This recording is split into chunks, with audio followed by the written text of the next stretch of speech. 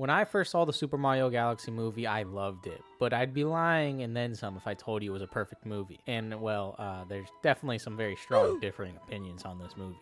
So today I'll be talking about the good, the bad, and the ugly of the Super Mario Galaxy movie, to which there's a lot to unpack on like the plot of this movie. Oh yeah, and spoiler warning for the movie as well. Anyway, let's dive in. Let's start off by giving the flowers where they're due. This movie looks amazing.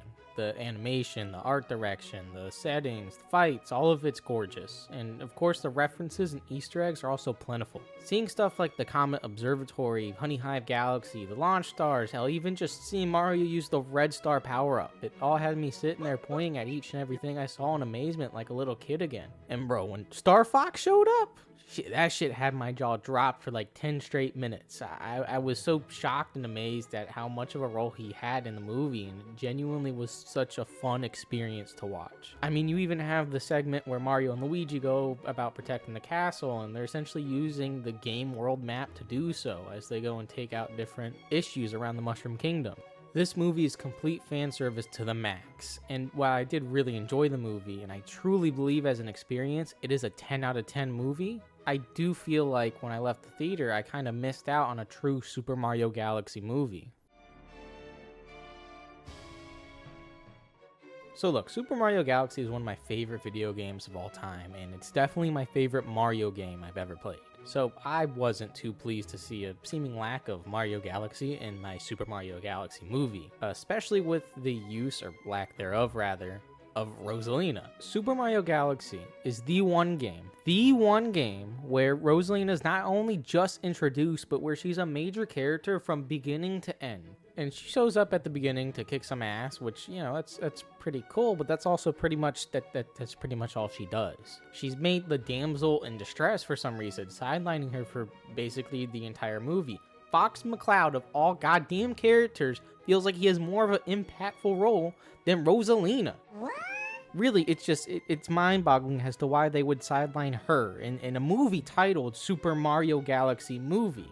And it's not like she wasn't advertised as a major character. She was. You can have anybody else be the damsel, or maybe have Bowser Jr. abduct some of the Lumas to power some Death Ray, or just involve the Grand Stars to take that shit straight out of the game. Any option was better than sidelining her and using her as a MacGuffin for basically the entire story. And then there's other gripes I got there with what they changed. I mean, the backstory changed. They make for her and Peach to be more connected. Now they're sisters, I guess. I mean, it's interesting, but it just doesn't live up to what the game did. I mean, why is Rosalina even a mother figure to the Lumas then? It's not really explained in the movie.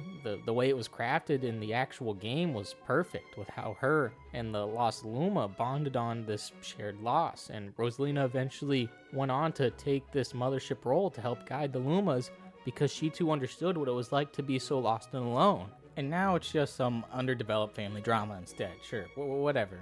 I mean, the real reason they named it after Mario Galaxy is just to do some overall marketing scheme to sell more copies of the Switch re-release that came out last October. And it's such an egregious scheme that they're packaging a Super Mario Galaxy bundle, which is a Switch 1 game, by the way, with the Switch 2. And yes, as egregious as it may be, it is also the version of the game that you see on the screen as gameplay, because I'm still a sucker, and it was Mario Galaxy, so I went ahead and bought it because, you know, sucker that I am. Now, that doesn't change the fact that through playing the first 15 minutes of Super Mario Galaxy, that I feel more pissed off about what we missed out on in the movie.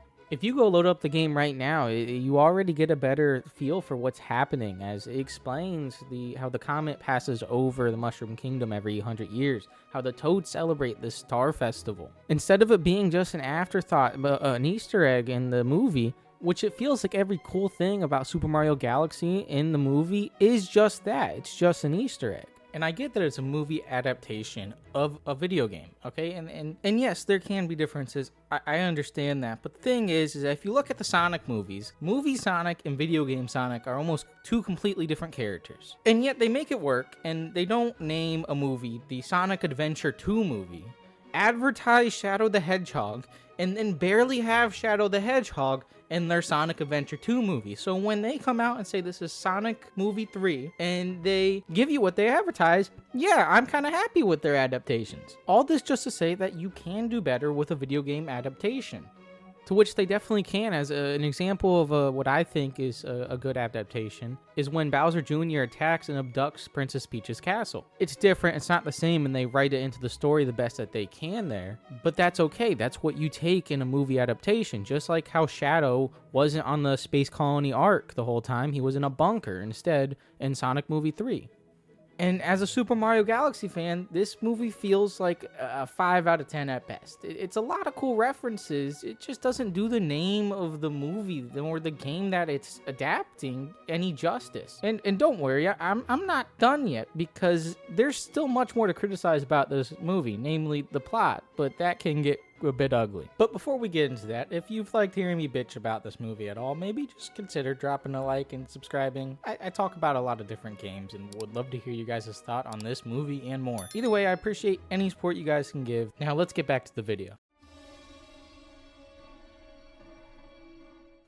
The plot of this movie is about as much cohesion as a soggy hamburger. Shit just kind of happens, and you just gotta kind of accept it and move on. Each separate plotline falls apart within minutes of being introduced. Besides the obvious kidnapped Princess MacGuffin we talked about earlier to give the movie a reason to happen, there's absolutely nothing that sticks. Now, for one example, and the main one that stuck out to me was what I originally thought was a pretty cool side plot introduced, where Bowser kind of seems to grow to like Mario and Luigi. And I thought, oh, cool, maybe they're going to work in some way to almost explain how they get along in, like, the side games or something, all right? Let's see what happens. Let's see how they go about this. 10 minutes later, he's over and ready to kill them. Like, just cause, you know, it goes from friendship to literal universal destruction. It just because of, like, some flashback of a bedtime story with his son or some shit that involved some kind of world domination. What? And then there's just Fox McCloud because, like, don't get me wrong, I enjoyed the spectacle, but what the flark is going on here? This movie should have been called the Mario Easter Egg Bonanza, because that's what this is. The so-called story they have is just an excuse to make a movie that is literal reference-littered eye candy. If you didn't already like Mario, which, to be fair, would be weird, like, seriously, why wouldn't you like Mario? But if you didn't like Mario, this movie is objectively dog shit. Nothing makes sense. Shit just happens to happen. The movie's just short attention span, the movie. And this is all on top of the fact, for somebody like me, where it just felt like you missed out on a lot of Super Mario Galaxy type of stuff in this movie. Which maybe I would have been able to get over if there was, like, some good plot to this movie, or some just good cohesion, or just some actual type of structure. And then have all the Easter eggs sprinkled in, instead of that being entirely what the movie is. Because, yeah, seeing some of these fan theories with all the cool, flashy stuff is cool, but it's just, there's no substance outside of that. Overall, I think I'd personally give the movie like a 6.5 out of 10. From the plot perspective, I really don't think this movie was good at all, but honestly, the animation, how good the movie looks, and the level of fan service that it has does bring it up quite a bit for me. Like I said earlier, if you're a fan of Mario, you probably will find something to enjoy a lot about this movie.